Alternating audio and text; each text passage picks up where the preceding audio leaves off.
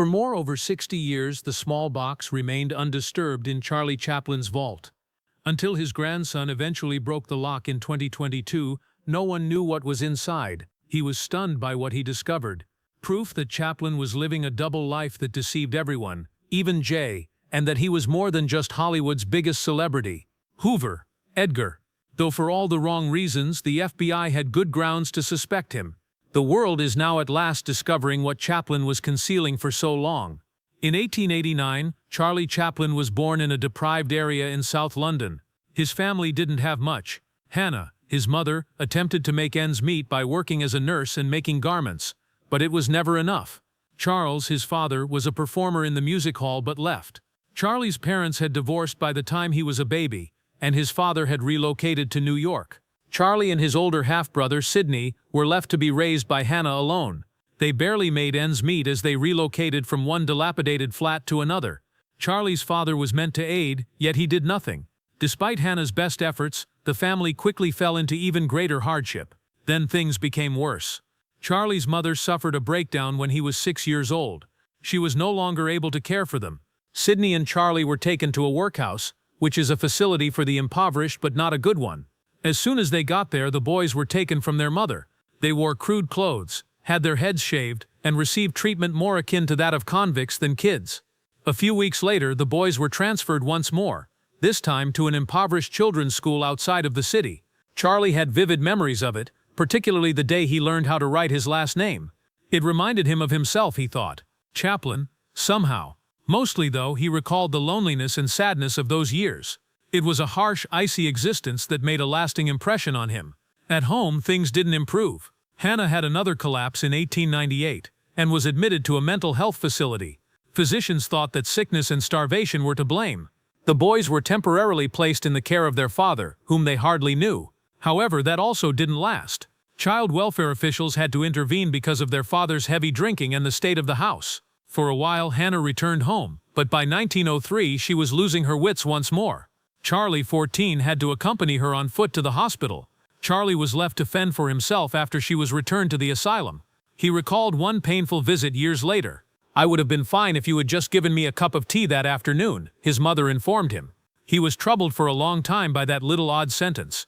Hannah was in and out of institutions for the majority of the following 10 years. Although she remained with Charlie in California in her latter years, long after he rose to fame, she never entirely healed. Charlie's father, meanwhile, passed away at the young age of 38, from diseases brought on by drinking. He was broken alone in the end, but he had previously been a famous performer. Nevertheless, he had assisted Charlie in landing his first stage gig before everything fell apart. Charlie joined the 8 Lancashire Lads, a dance group, when he was 10 years old. A company of obstructed dancers traveled throughout Britain. Weeks before his debut performance, he practiced. "I was frightened prior to taking the stage, but he was hooked once he performed." Desperation was the first step in Charlie Chaplin's path to fame. By the age of 14, he was trying to subsist alone after his mother was sent to a mental institution. In an attempt to get any job he could, he joined a London-based theatrical agency. Instead, he discovered a pivotal moment. He was offered the part of Billy the Page Boy in Sherlock Holmes because a theater manager named Harry Arthur Saintsbury saw something in him. Although it was a little role, Chaplin made it stand out. People started to notice his talent when he toured around Britain between 1903 and 1905. By the age of 16, he was sharing the stage with William Gillette, the most well-known Sherlock Holmes of his time, on a renowned West End stage. He received accolades from critics, and he was adored by audiences. More significantly, Saintsbury taught him self-control, discipline, and how to use his innate talent in a professional manner. Stable labor, however, was short-lived. Chaplin joined Casey's Circus, a tiny comic group that featured burlesque performers, in 1906. Even though he was only 17, he immediately made an impression. His impersonations were charming and nuanced, and he had a talent for physical comedy that was witty rather than crass. The group performed in filthy little music rooms throughout England, and each performance served as a teaching moment for timing, movement, and audience interaction. Chaplin was a burgeoning star by 1907, when the tour came to a conclusion. He nevertheless reached yet another low point. He had to start over after months of unemployment and a failed solo act. In 1908, his fortunes turned once more. He got an audition with the help of his older brother Sidney, who was already employed by Fred Carnot's comic troupe. Carnot initially believed Charlie was too timid and weak to be humorous. Chaplin, however, disproved everyone once he got the stage. He was immediately hired. By 1910, Chaplin was appearing in vaudeville performances across America with Carnot's best team. One of his most well-liked personas was the inebriate swell, a drunken gentleman. People adored it. He was hailed by critics as one of the greatest pantomime actors they had ever seen. Chaplin was unaware at the time that influential individuals were observing. Max Sennett, the founder of Comic Films and the head of Keystone Studios, was one of them. During a performance in Philadelphia in May 1913, Chaplin got an odd telegram inquiring for a man named Chaffin, or something similar. It proved to be the start of everything. Chaplin brought a new contract from Keystone to Los Angeles that December. At the age of 24, his earnings more than doubled his stage earnings. After checking into a hotel in the heart of the city, he attempted to orient himself in the unfamiliar world of silent film. There were a lot of slapstick jokes and crazy chases in Sennett's studio. There was only a camera and a vague idea, no script. Chaplin was overpowered. He soon pleaded with Sidney in a letter to visit California. He talked about the large money, the sunshine, and the attractive women. However, Sidney did not immediately take over as Charlie's manager after his arrival. Rather, he became an actor and signed with Keystone, portraying Reggie Gussell. Charlie was left to fend for himself for a spell. Sidney did eventually become Charlie's business manager. The two brothers then started working together to create one of the most successful film careers ever. For the first time, a humorous tiny man wearing loose-fitting trousers and a bowler hat appeared on the television at the beginning of 1914. It was filmed at a real children's race in California for the 6-minute movie Kid Auto Races at Venice. The individual was causing annoyance to everyone by obstructing the cameras. The audience was unaware that they were featured in the film. Charlie Chaplin was the man, and the tiny tramp he played had only been invented that morning. He assembled the outfit out of whatever was laying around. To allow his face to still display emotion, he wore a tight coat, floppy shoes that were too big, slacks that were too big, and a small mustache. Something clicked, despite the fact that it was only his second film. People were unable to look away from him. The persona was more than just a clown, according to Chaplin. Even though he had to steal sweets from a baby to make ends meet, he was a dreamer, poet, and recluse who continued to believe in love and adventure. By the next year, Chaplinitis had spread around the world. Shops used his picture to sell clothing and toys. Comic strips imitated his style, and songs were made about him. More than 140,000 people chose Chaplin as their favorite actor in a survey conducted by a British magazine. At 26, he had become the first worldwide movie star. He gained power from his achievement. He joined S&A with a huge pay increase after leaving Keystone Studios, where he had produced scores of fast-paced comedic films. He began to alter there. His films now contained emotion and were no longer merely ridiculous. He touched people's hearts and made them laugh in The Tramp. It was an indication of what was to come, and the first instance in which the character shown his profound concern for other people. Then, in 1916, Chaplin agreed to a startling contract: the entire world. He was promised $670,000 a year by Mutual Film Company, which was more than any entertainer had ever earned. In other words, he made more than $1,800 a day and more than $12,000 a week. Chaplin earned enough in 2 seconds, according to one reporter, to cover the cost of a streetcar journey. He received his own studio, complete authority, and working time as part of the arrangement, which was even more valuable than money, as he desired. Chaplin produced 12 short films over the course of the following 2 years, demonstrating his progress. By the end, he was creating complex, poignant stories like The Immigrant, which became one of his favorites, after beginning with quick, silly comedies like The Floorwalker. He skillfully blended humor and melancholy in The Vagabond, making it seem more like real life than a play. These movies evoked deeper emotions in viewers in addition to laughter. Charlie Chaplin was already among the most well-known people in the world in 1917, but he wasn't content. He was being held back by Mutual, the film studio he worked for. So he did something daring. He agreed to a new contract with First National, which paid him $1 million for just 8 films and granted him complete control over his output. At the time, Hollywood had never seen such a large sum of money. More significantly, the agreement allowed him to retain half of the income and the copyright to his films. Chaplin used a portion of that sum to purchase a 5-acre orchard in Los Angeles, which is located at the intersection of Sunset Boulevard and La Brea. He converted the site into his own personal film studio after spending $35,000 on it. In a 10-room home encircled by fruit trees, he also resided on the site. The studio was operational and furnished with what he needed by the beginning of 1918: offices, a film lab, and editing facilities. In front of what is now known as Soundstage Number 3, his footprints may still be seen today. This was the setting for Chaplin's most well-known films during the following 35 years. He wasn't done upending Hollywood, though. Chaplin joined forces with Douglas Fairbanks, D.W. and Mary Pickford in 1919. Griffith to begin a completely new endeavor, an independent film studio owned and operated by the artists. It was dubbed United Artists.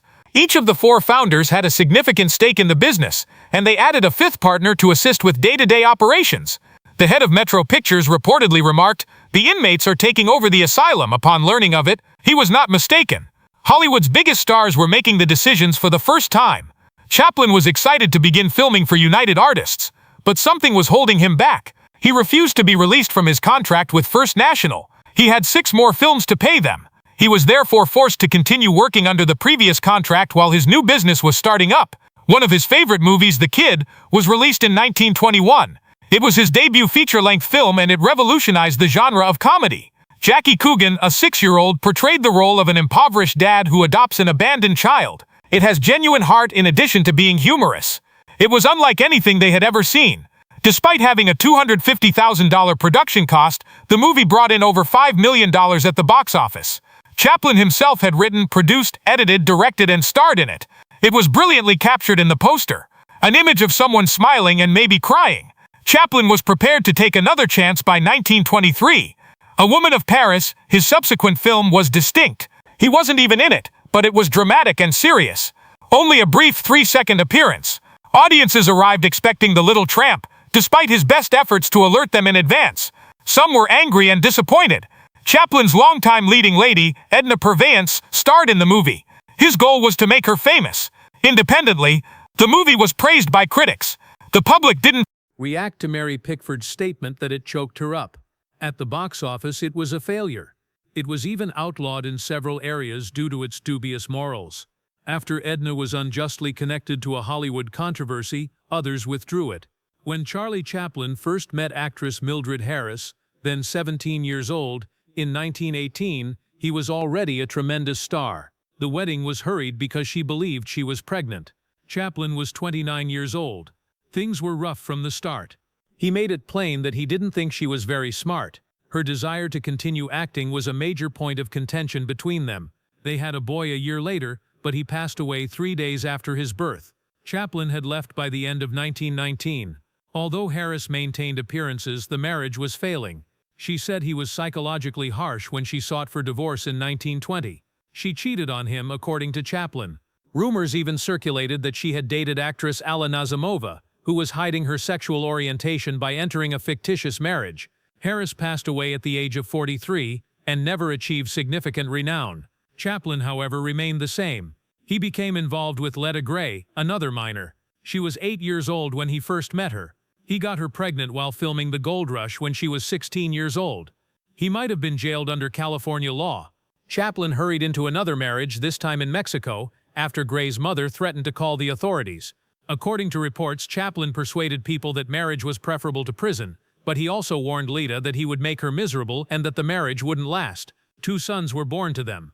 He even appeared on the cover of Time magazine at that time, but he avoided her at work most of the time. The union was poisonous.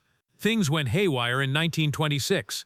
Letta discovered that Chaplin was having an affair with her closest friend, Kennedy, Myrna. She left with the children. She then submitted a divorce petition. One of the most repulsive scandals in early Hollywood ensued. Her grievance was lengthy, more than 40 pages, and contained many unsettling details. She claimed that Chaplin forced her to do things she considered repulsive and coerced her into engaging in sex acts that were prohibited at the time.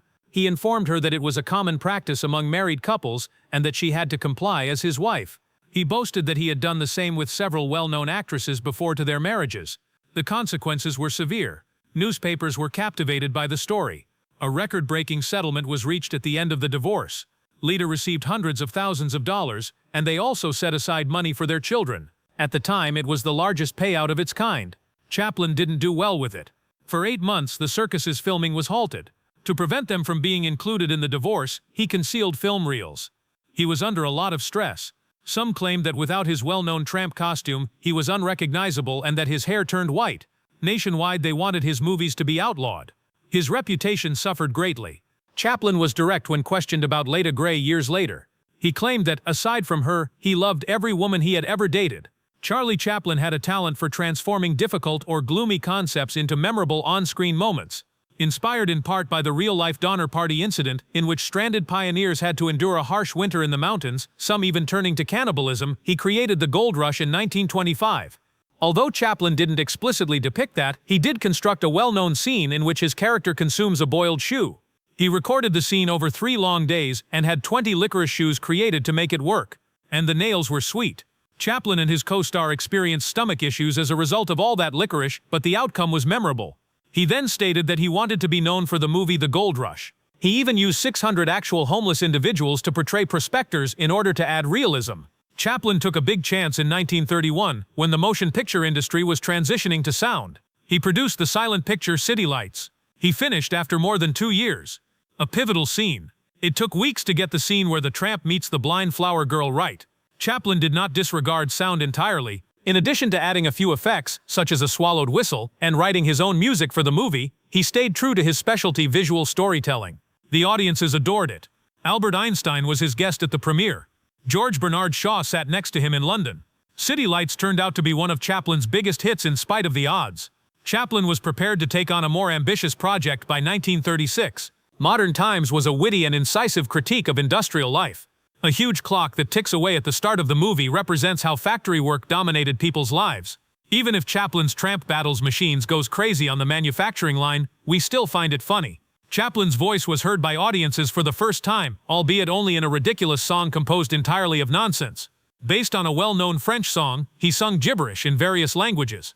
It allowed him to transition to sound movies without sacrificing the physical humor that made him well-known. Then came Chaplin's most audacious movie, The Great Dictator, in 1940. Chaplin produced an incisive parody of Adolf Hitler during a period when many nations were still attempting to avoid war with Nazi Germany. He portrayed Adenoid Heinkel, a dictator, as well as a Jewish barber. By converting German into amusing nonsense, he made fun of Hitler's remarks.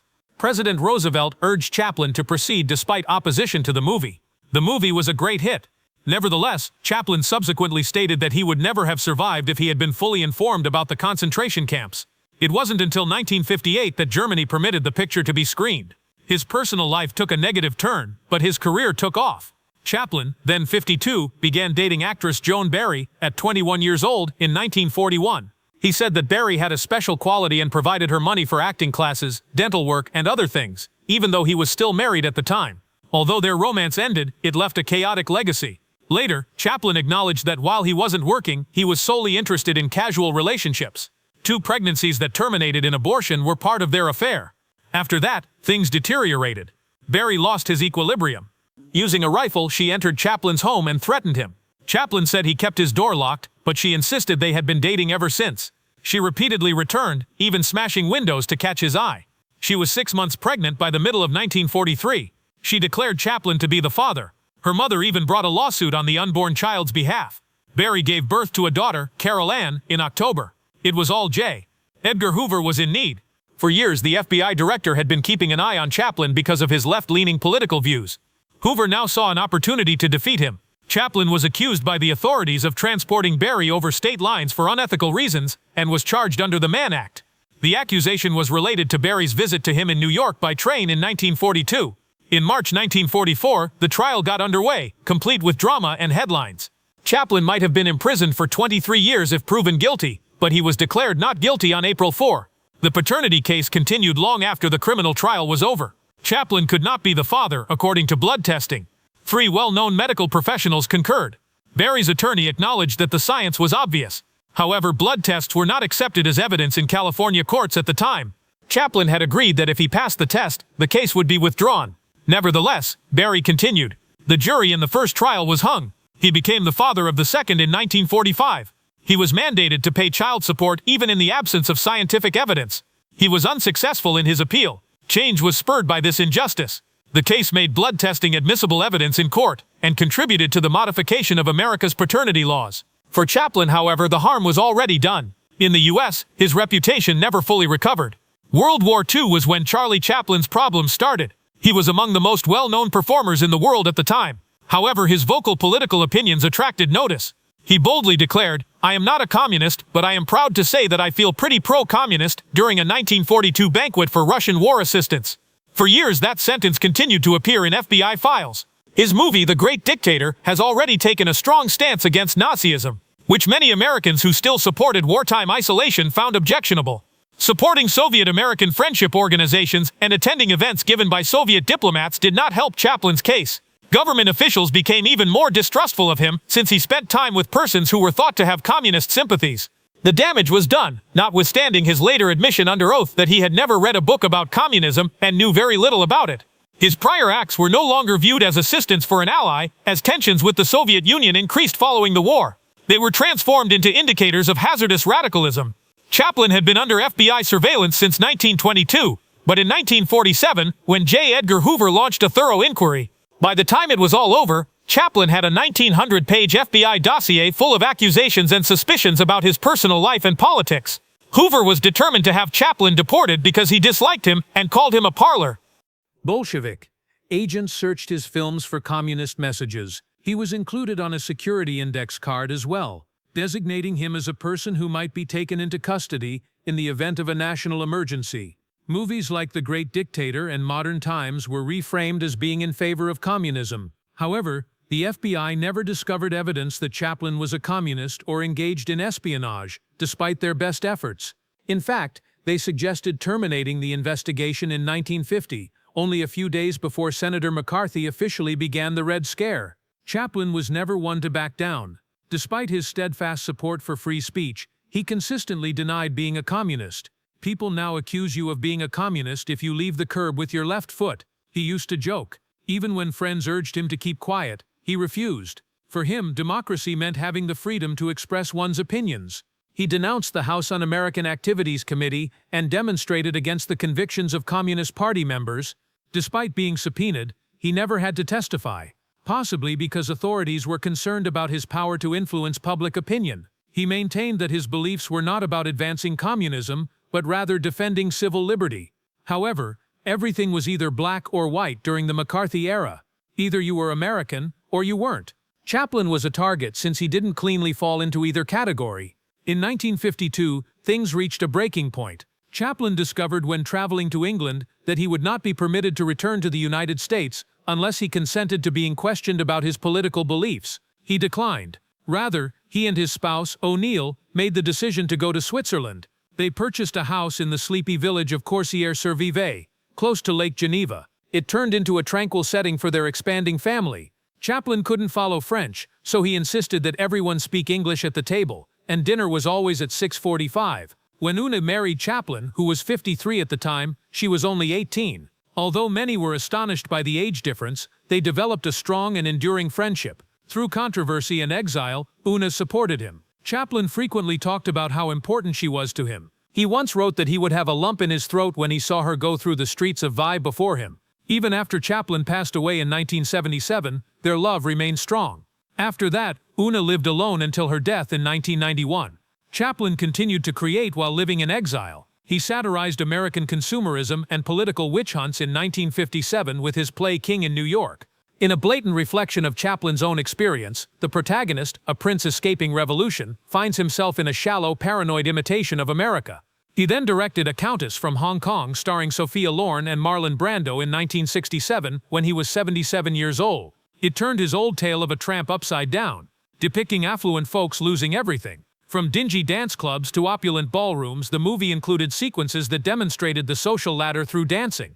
Themes that Chaplin had examined throughout his life, class, alienation, and survival, were present in both films, but they were now influenced by exile. In 1972, Chaplin made his comeback to the U.S. after a 20-year absence. At 82, he was uncertain about how he would be viewed. However, the audience roared when he took the stage to accept a Lifetime Achievement Award at the Academy Awards. The longest standing ovation in Oscar history lasted for 12 continuous minutes. It felt like more than just praise at that time. He had previously been turned off by the nation's public apology. The Academy recognized him as a movie giant, and despite his weakened state, Chaplin appeared to be touched by the gesture. It brought years of fighting to an end. And now that his legacy was safe, he went back to Switzerland. He was knighted by Queen Elizabeth II in 1975, 3 years later. Due to political concerns and scandals involving his personal life, the British government had postponed the accolade for years. However, his accomplishments were ultimately too significant to overlook. Chaplin had 4 marriages and 11 children by that point. Una had 8 of the kids with her. Many pursued careers in the arts, such as his granddaughter Una, who starred in Game of Thrones, and his daughter Geraldine, who rose to fame as an actress. Charlie Chaplin passed away quietly in his sleep at his Swiss home on Christmas Day 1977. He was 88. He had been confined to a wheelchair for years due to deteriorating health and multiple strokes. 2 days later, he was buried in a modest, private ceremony, marking the calm conclusion of a storied life. One of the most well-known people in movie history was Chaplin. From the silent film era to the present day, his career spanned several decades. He left his wife Una and their kids a wealth of more than $100 million when he went away. One filmmaker described him as the most exquisite gift the film industry has ever given us, and tributes began to come in from all around the world. 3 months later, however, a startling event occurred. Villagers in Corsier-sur-Vevey learned that Chaplin's burial had been unearthed on March 4, 1978. He had lost his 300-pound oak coffin. It had been stolen by 2 individuals, a Bulgarian immigrant named Gancho Ganev, and a Polish refugee named Roman Wardas. They both wanted to profit from holding the body for ransom because they were having financial difficulties. They took the coffin out of the cemetery and placed it in a shallow grave in a nearby cornfield after being inspired by a news article. After that, they started phoning Una Chaplin and requesting $600,000 in exchange for her husband's remains being returned. Una, however, was unfazed. She told police that Charlie would have thought the entire situation was absurd and refused to pay. She cooperated with the police and consented to having her phones tapped, which led to the start of one of the largest manhunts in Swiss history. Even the 200 public phone booths in the vicinity were under police surveillance. When Wardas was discovered making another call from a phone that had been tapped, their scheme fell apart. Soon after, Ganev was taken into custody. They escorted cops to the secret tomb under duress. The body of Chaplin was discovered and taken home 11 weeks after the robbery. 6 feet of concrete was used this time to strengthen the grave and ensure that it would never be disturbed again. The strange crime garnered international attention. Wardas was given a 4.5-year hard labor term in court. Ganev was given a sentence that was suspended. Everyone was shocked by what transpired after both men wrote letters of apology to Una. Una pardoned them. "I have nothing particularly against you and all is forgiven," she wrote back. Later, her son Eugene revealed that one of the thieves' wives had also sent a note expressing their regret, and Una had just responded politely. Years later, Chaplin's own son and granddaughter even starred in the French movie The Price of Fame, which was inspired by the bizarre tale. His ultimate burial place became the scene of one of the most bizarre murders in movie history, which was a strange and almost surreal twist to the legacy of a man who had made the world laugh.